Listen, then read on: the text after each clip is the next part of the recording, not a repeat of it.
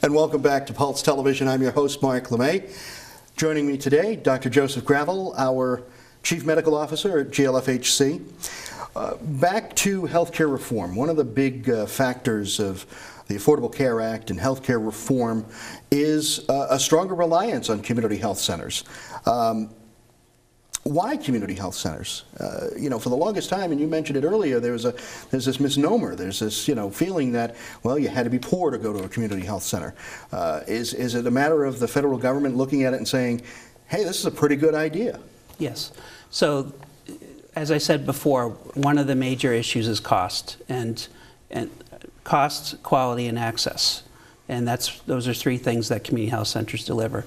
The thing that's also a real problem in the United States in terms of healthcare is coordination of care. People don't know, the right hand doesn't know what the left hand is often doing. People go between institutions. We have, if you buy something from FedEx or through Amazon, you can track where everything is. We don't do the same thing for patients. We don't know a lot of times what's going on in other entities. If a patient goes to Boston, we don't know, necessarily what's going on. The communication is quite poor. Frequently, everybody's on different computer systems that are proprietary. There's not a unified way of communicating. What a community health center model does is it brings everything under one roof. So we have dietitians, we have diabetes educators, we have all these services under one roof, and so we can communicate much more easily in a community health center model than, before I came to Lawrence, I was actually not in a community health center, and it does make it much more difficult to coordinate patients' care, to know what's going on. When I refer a patient, frequently in the past it was much more difficult than it is now, where I have a much better sense of what's going on with my patient. The communication is much better, and I think it's a model that people have looked at regardless of economics and people's incomes as a model that makes sense. And you mentioned technology, and one of the things that GLFHC just went through was an upgrade, and I call it 2.5 because this is sort of the second time around for us when it comes to something called EMR, which is electronic medical records. Some of the changes that are coming includes things like putting the patient in charge of their health care and being able to keep up with what's going on. That folder that doctors would hold when they came in the room used to be off limits to the patient.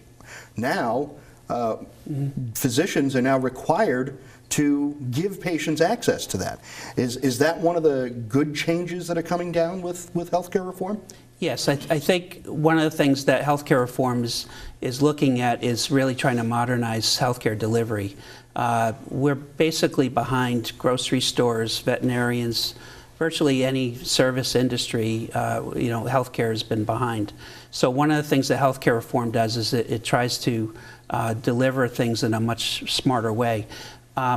Smaller practices, and I'm a family doctor, so there's a very romantic notion I still have of the small town, hang a shingle, solo physician, but unfortunately that's becoming more and more rare because it's getting very difficult dealing with insurers, dealing with other entities. Bigger models is really where it's going, and I think one of our challenges in a community health center and in healthcare in general is keeping it personal, keeping a personal touch to the interactions, but having a bit more of a critical mass allows you to do things like buy expensive computer systems that allow much better communication. I know if I'm away and one of my colleagues sees my patient, I know exactly what's been going on. I can call up their medications.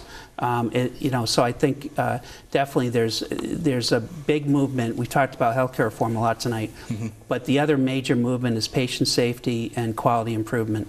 And it's very difficult to do that without computer systems. So electronic health records will allow us to improve quality because, if you asked me 10, 15 years ago, how well do you take care of diabetics?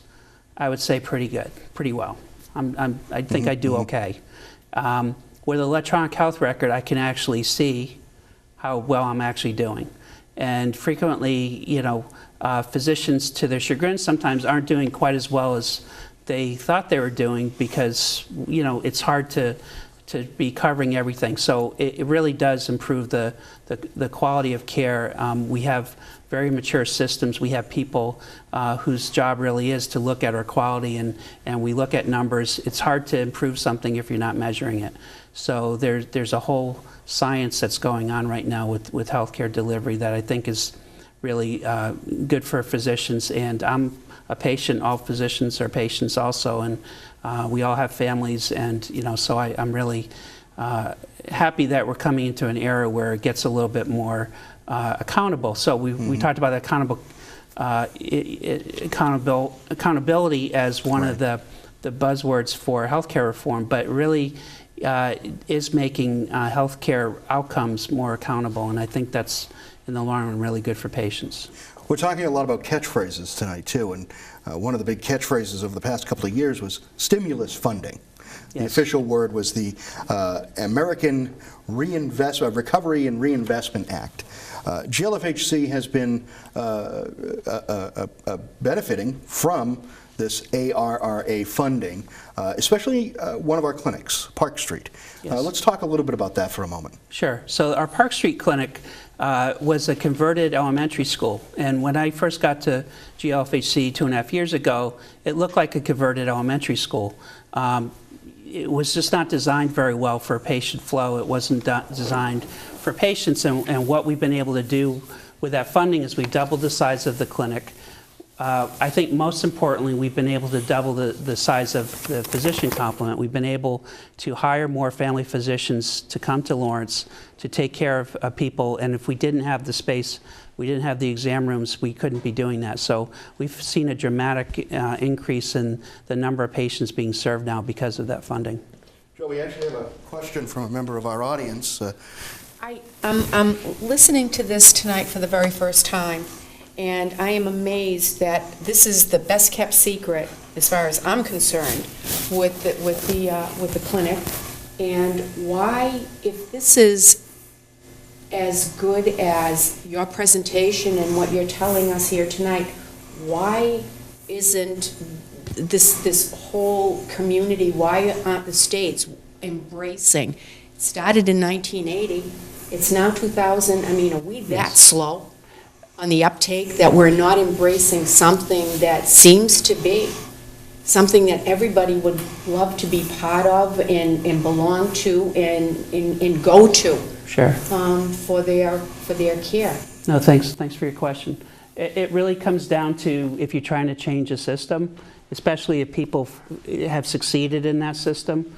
There's a lot of forces against change. There's a lot of forces against devoting more energy and more resources to primary care. Even in my own profession, there's a lot of discussion going on about how primary care is treated vis-a-vis specialists and both income discrepancies. And it's not about primary care physicians not, as far as income going, it's not an issue as far as the overall compensation.